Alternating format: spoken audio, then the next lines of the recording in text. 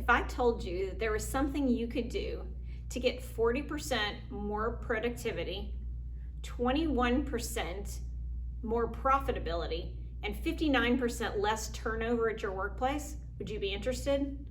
Well, even if it's something that sounds touchy-feely like employee engagement, let me tell you what the definition of employee engagement is. It's how do we connect our employees to our work, and so that they feel totally engaged and they feel totally that they understand what they do, they love their job, they love the people that they work with, and they would never want to work anywhere else. That's employee engagement. And if you focus on employee engagement, then those statistics I just cited can be the things that you achieve. So let's just talk about the first 6. There are 12 reasons that we're going to go through. In this video, we'll just talk about 6 of those. And these are the things that you can focus on to increase those employee engagement scores and have people more engaged at your workplace. So first, we need to make sure that they know what's expected of them at work. Again, that sounds pretty easy, but do you have job descriptions? Do you have times where they absolutely know that to be successful, these are the things they need to do in their position? Well, maybe make sure that those things are in writing and that they fully understand them, because it's a real big criteria. It's hard to know if you love your job if you don't know that you're doing a good job. Secondly, I have all the materials and equipment that I need to get my job done. Have you made it a priority to make sure that the people have the right things that they need to get their jobs done? Whether it's the right software package, whether it's the right PC or equipment in their offices, whether it's the video equipment that are needed to get the things done that they needed to do. So have they been asking for the equipment for a long period of time and you just haven't spent the money to do it yet? Because remember, this is an important thing. If they don't feel like they have the things that they need to get their job done, they won't feel engaged and they won't feel productive. Thirdly, at work, I have the opportunity to do what I do best every day. So it's really important for them to understand that they do good work and that they have the opportunity to do the things they love to do. We have this great exercise that we talk about. It's called a red threads exercise. And basically what you do is you tell them to write down all the things that they do every day that are in one of 2 categories. List 1 will be the things that they absolutely love out of their day that they get to do. And list 2 would be the things that they loathe. So the things that they love on list 1 and the things that they loathe on list 2. And so you're going to have them list everything that they do all day that is in one of those 2 categories. Now, most of the things they won't list because it's kind of in the middle. They neither loathe nor love, they just do their job, right? When they write down those things like, oh my gosh, I love to come in on Thursday mornings because we get to have a team meeting and we sit and we strategize, and that's my favorite day of the week. So they put that on their love list. Or I have to go through the financials and I have to look at these specific things. Oh, I hate those days when I have to do that. They put that on the loathe list. Right? So at the end of a week or a month, you can look at these lists with your employees and you can see what is it that they love to do.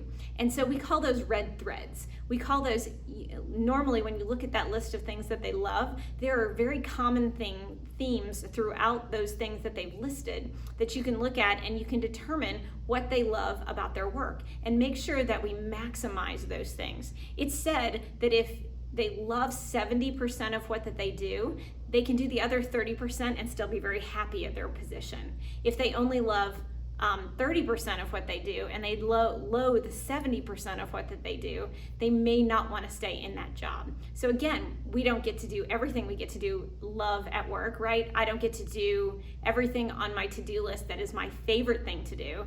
But again, I get to hopefully do more of those things. And as managers, we get to maximize the things that they love as we add things to their plate. So again, in that one, I have the opportunity, what I do best every day, to do that. So make sure you spend some time on that. The 4th one, in the last 7 days, I have received recognition or praise for doing good work. Oh, how important is that? Interestingly enough, I love how it says in the last 7 days, not in the last year or in the last month, but in the last 7 days. Are you catching your employees doing things well? Are you making sure that you know what they've done well and that you explain to them how important that is and how glad you are to have them in your company? Now, it's not like saying, hey, Bob, I'm so excited that you work for us, great job. But it's very specific things. It's like telling them, Bob, I can't believe how great that proposal was that you gave to that company, and I looked at it and it was A++. So we give them great feedback that's very specific, and it makes them want to stay. So again, make sure they are given recognition and praise for the things that they do well. Number 5, my supervisor or someone at work seems to care about me as a person. It's interesting because a lot of times about 10 years ago, we made this differentiation between work versus home, right? We weren't supposed to ask our employees any personal questions. We weren't supposed to know them as people, but that's not what this generation or even this workplace wants. They want to know that we care more about them than just what they produce for our company. So really make sure that you're getting to know your people. Ask them questions about how are things going at home. Ask them questions like, what are you doing on the weekends? And I heard your kid was in a tournament this weekend in baseball. How did that go? It's really important for us to connect with them personally and make them know that you care about them for more than just what they do at your office. They're not an asset, they're a person. They want to be known for who they are. And then number 6, and we're only going to stop with half of those today, is there is someone at work who encourages my development. Are your managers, are you as the CEO, making sure that there's somebody that's developing them? I like to give a story about my son who had several different job opportunities out of college, and he chose the one that made the least amount of money that had the most development. We're seeing that more and more. People want to be developed. People don't want to just come into an organization and feel like they're stagnant. They want to be given growth opportunities. So even if you can't increase their pay, even if you can't move them from accountant 1 to accountant 2 because your business is too small to do that, what kind of opportunities are you giving them to learn new skills and new things that they can put on their plate of things that they do well and learn and grow? So again, I'm going to recap these things. So the 6 things you need is, I know what's expected of me at work. I have all the tools and materials and equipment I need to get my job done. At work, I have the opportunity to do what I do best every day. In the last 7 days, I have received recognition and praise for something I have done well. My supervisor or someone at work seems to care about me as a person. And lastly, there is someone at work who encourages my development. Really, really important. Now, these are all from a book that I would absolutely recommend you reading called It's the Manager by Jim Clifton. And I love the title of it because it is the manager. We have the opportunity as managers, as leaders of people, to get to take people from where they are to where they could be.